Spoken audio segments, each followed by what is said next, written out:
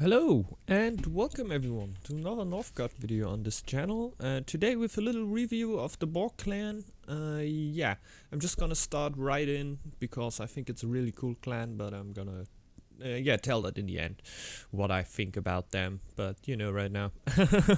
The clan of the Boar. A new clan joins the battle for Northgard, recluse forgotten by the other clans and recently rediscovered. The clan of the Boar is both mystical and untamed. Their understanding of the world is unmatched and their boorish and primitive ways. Note, the Boar illustration is WHP. Yeah.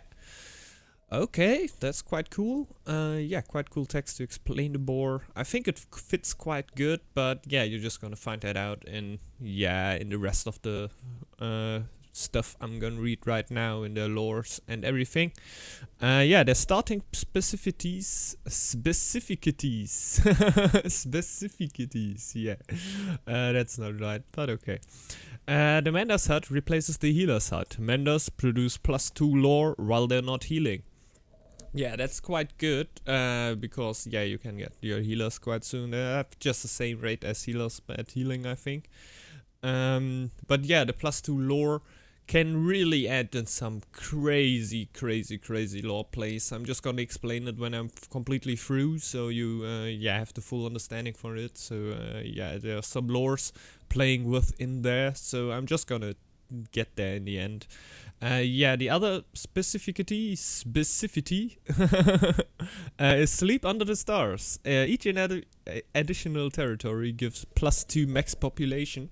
What can actually make the Boar clan the first clan who doesn't need to start with a scout camp and a house. You can actually just start with the scout camp, try to scout out the areas around you as fast as possible, and then you can actually delay the house. I delayed it until 13 and then I built the house to get to 18. That's quite a possibility. It's not too hard, but yeah, actually building a house will get you a little bit less stress in that sense. But yeah, of course, if you want to have that little advantage in the start to not build a house, you will pay something for it, and that's a little bit stress for colonizing areas afterwards, because you only get +2 max population, and you will do that quite often if you want to build now a house in the start. But it helps. No happiness penalties for non-upgraded houses. I think you know that all. In the later stages of the game you will get -1 happiness for we want better houses. Won't happen here. Really cool. And makes sense. Would be quite stupid if they would get it. At 200 fame points you get 1 free lore. Does not count towards lore victory or blessing unlock. Yeah, that's quite of a thing. It's quite sad that you doesn't unlock your lore victory or blessing unlock, but I don't think it would actually be too strong. But yeah, you can be very fast at your blessing and the other ones, so maybe it's not too bad. And yeah, I think it works quite good. It's getting the lore itself really helps a lot, because the lore itself mostly helps a lot. It counts a lot what you take there, but yeah, this one lore can really get you quite an advantage with the Boar clan. It comes really down to what your strategy is, and if you just take something what you don't really need at that point, won't help you too much. But at some points it really helped me with giving me in the right moment just my weaponsmith or something that I forgot until then. And can really help you out in some points. Greater blessings, 500 fame points. That is... when you reach the 500 fame mark, your blessings will be empowered. So Freya will get from the 30% food reduction, fruit production. Food debuff, the bonus, how to say, to a 50% blizzard penalty reducement. That's just quite huge. That's really big. So blizzards won't hit you that bad if you have Freya's blessing and going on Boar, what can be very important in lore victories, because lore, that will be more likely the way most players will play that clan. What makes a lot of sense. It's a very lore specific specificity clan. Yeah, on Baldur's Blessing you will get +5 instead of +3 happiness, what really helps out too. And Yod's Blessing, your War Chief and upgraded towers will get +10 attack, because if you go for Yod's Blessing at first, you tend to go rushing or fighting in the start, so this blessing really helps you out a lot, but you only get it at 500 fame points, what you don't really will hit in a rush game. But yeah. Let's go to the lore tree changes. Trading got changed against Bettering. It will give you +2 free crowns. Allows trading routes with neutral factions. What is kind of the bad thing from the Boar? You cannot trade with players. You cannot trade with your friends. You cannot trade with enemies. You can only trade with neutral factions. So yeah, that sometimes it gives you some problems, but they have a quite good crown economy themselves, and I actually like their rushy play quite a lot, even though that shouldn't be the strongest play in 1v1 and everything, but I still think it has its place in 3v3s and everything, because I guess the rush is just quite strong, and in a 3v3 you can do some crazy tactics, so you can just get no player with eco and just rush in with 3 players, get 1 player out. That means you have 2 players with eco against you, what can still get quite a problem. But if you play it really good out, and I think like just right now you can think about just going triple Boar clan. Like, yeah, you can at least be before 802 in the base with around 20 to 30 warriors. I don't know if that will be the strongest play, because if you take 3 boars, and I don't know if that will always be a thing, because it doesn't sound really strong in my head, because yeah, with a good combo you will still be better on it, but I just like to imagine that we're going with a triple Boar build in a team game. Yeah, you can go very aggressive. Let's say you go like Boar, and Wolf. Crazy stuff could happen, but I don't think it really will, because you usually want to have some eco in your back to, when your rush doesn't work, so you have something else in your back. But yeah, there will always be tactics around that are not thinking about what if. A lot of not what if tactics. But yeah, let's go to mining efficiency. Get changed against handiwork. It will get 10% production bonus for non-upgraded buildings. It's cool. You can think about when you want to upgrade your buildings, and sometimes you can just save the stone for something else, what I'm just going to explain a little bit later. The coinage got changed against simple living, minus 30% building costs for building construction. Well, that I think single-handedly makes a rush possible, just because of the minus 30% building cost, you will need less woodcutters than I would usually need, and I think I'm wood addicted. When I just look at other players, I really build a lot more buildings, and yeah, I need the second lumber camp. I cannot play without my early second lumber camp, and yeah, that really helps a lot to have less building costs, and helps me to kind of explode in the start, and makes for me the rush even just possible. I really like it.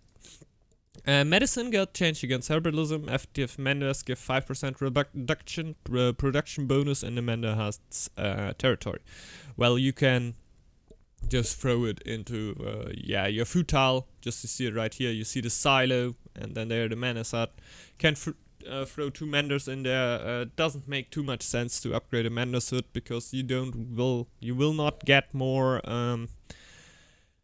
lore production. You will just get more healing, and that won't help too much. Carpentry mastery, nature's gift, got changed against nature's gift, so +1 crowns each 5 clan members. This is very strong, but this is very strong too, so you don't have your carpentry mastery. You will know that. For every upgrade you will pay your freaking 10 stones, so you really gotta think about what you want to upgrade. So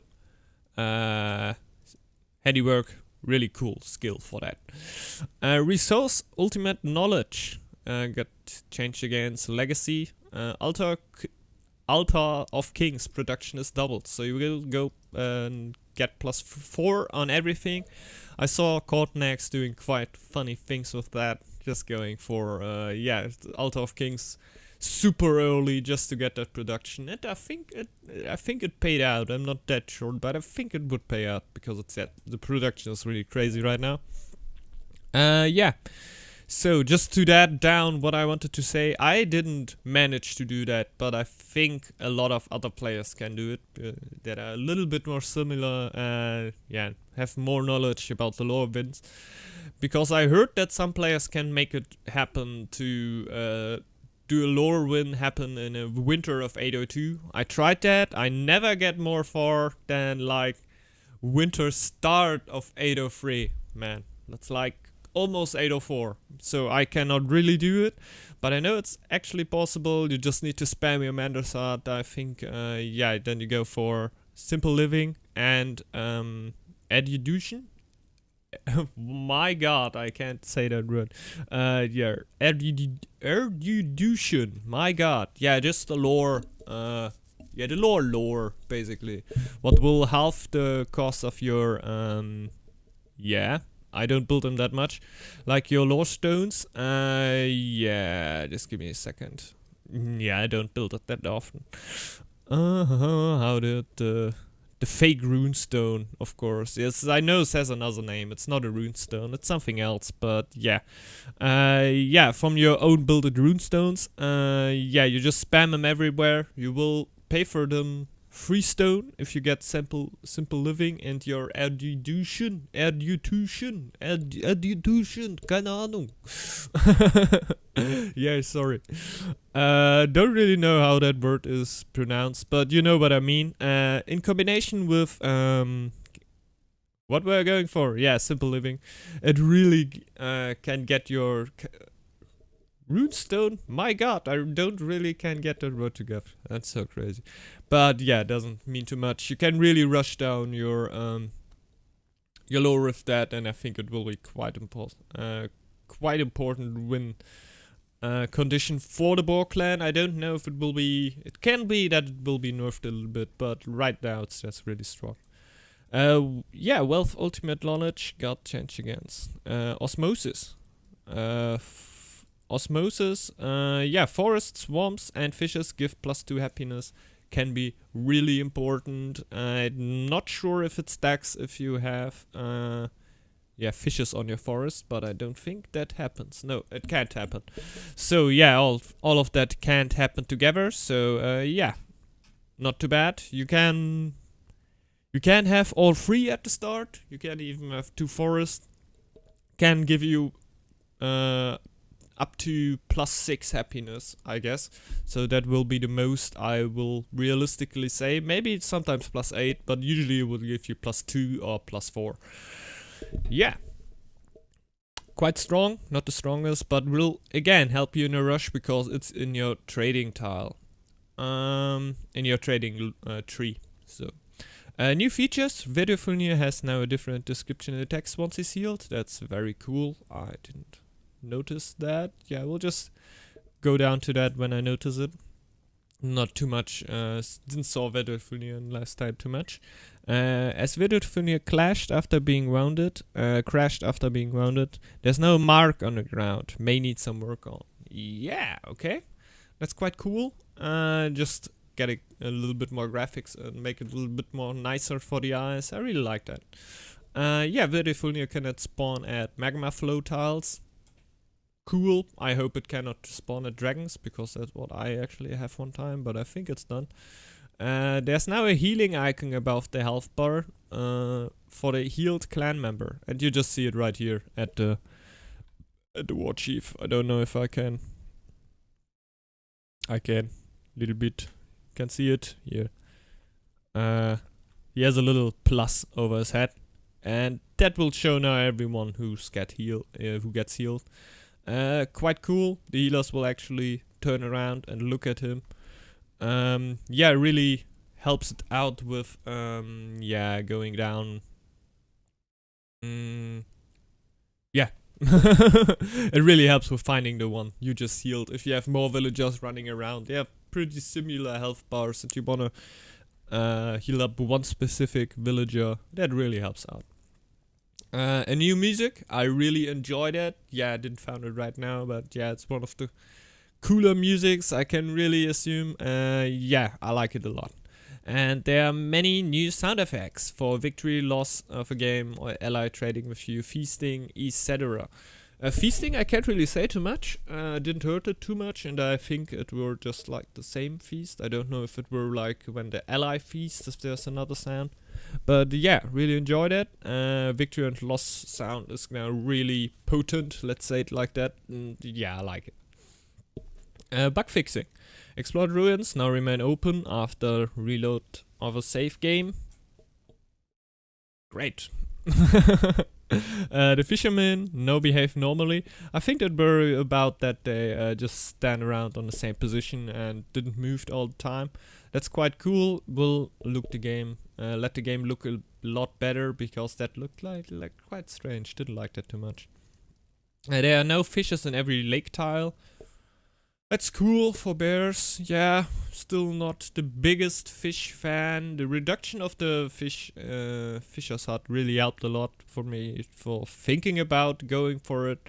But yeah, just in the starting game, if I want to have food, I don't want to build a fisher's hut. I won't get better production in the first summer just to get in the first winter, but I will definitely think about in the first winter to build one and to get that little extra production there. But yeah, it really needs to be in a good spot so I can upgrade something there, like a silo or something, to get them even more productive, because yeah, I want to get the most production out of my few food buildings that I build. So that's wood that I invest into my economy. And yeah, I want to have the strongest out of it. So if I have the decision between fish, farm and hunt, we'll go for farm or hunt. Yeah, military units were giving an extra hit after the end of the battle. They won't anymore. Yeah, that were actually quite crazy. Some of my units died because of that little strangey buggy or whatever it is. But yeah, just okay, doesn't happen anymore. Yeah, quite cool. So, in the end, I just want to say some own words. Yeah, I know that maybe some players were asking for it, but like, the only thing that really needs to be implemented for me for the game, because I'm not too much of one that yeah, like, cries around for like, I need the total balance in the play. I need the total balance, because usually I say, okay, just let's play 2v2, 3v3s, and it doesn't care too much how much the balance is. You will have other clans to play it. Yeah, it's not like the balance is the hardest thing for me. I really think like the game would need, for me, really like a ranked system. Something really easy. Doesn't need to be something crazy. Just give every player elo, do a rank system in it, and yeah, just let it run for a while, because there are some things I think you need to think about that, because yeah, of course players will start dropping out of the game if they have bad starts and something. That's something you would need to change if you want to implement that, because yeah, just right now players won't get punished in any way if they just drop out of the game. Yeah, that would be needed in there, just to some extent, so they get a punishment at there. And I think just right then the ranking system would just hold itself. It would just pull a lot of players. Will the players that already play the game will play the game more, just because yeah, they have now a goal to achieve. And I think that's always really important. And I think yeah, I think it should be unbelievable how much players will play that game more if there's just a rank system, just something to do in the game for someone every time. Because yeah, players who got king, and let's say they're just like achievement hunters, they will at some point just get like, okay, yeah, I got my king, I got this, and then they just drop out of the game. But if you hold that players just a little ladder for their hands and just say, here, you see that list? See that list? You here. You could be here. Yeah? Huh? What? Huh? And most of the players will say, yeah, I want to be here, man. I want to be here. because I'm yeah, that's actually what I think will a ladder bring into the game. Of course, will be a little bit toxic players, but yeah, just I think the players of the game, so the number of players in the game will just rise in the top because yeah, so many more players just want to go up the ranked ladder. Yeah, that were like the personal note from me. Yeah, I hope you enjoyed that video. I really enjoyed the Boar clan to play. I hope you can try it out very soon. You will have a lot of fun with it. Really brings some fresh air into the game, and I really enjoyed playing it. And I will keep on enjoying playing it when it comes out. So, yeah, have a great day, everyone. I hope you enjoyed the video. If you did, maybe consider to just tune in the next time. Yeah, have a great day, everyone, and yeah, bye-bye. Have a great day. Ciao.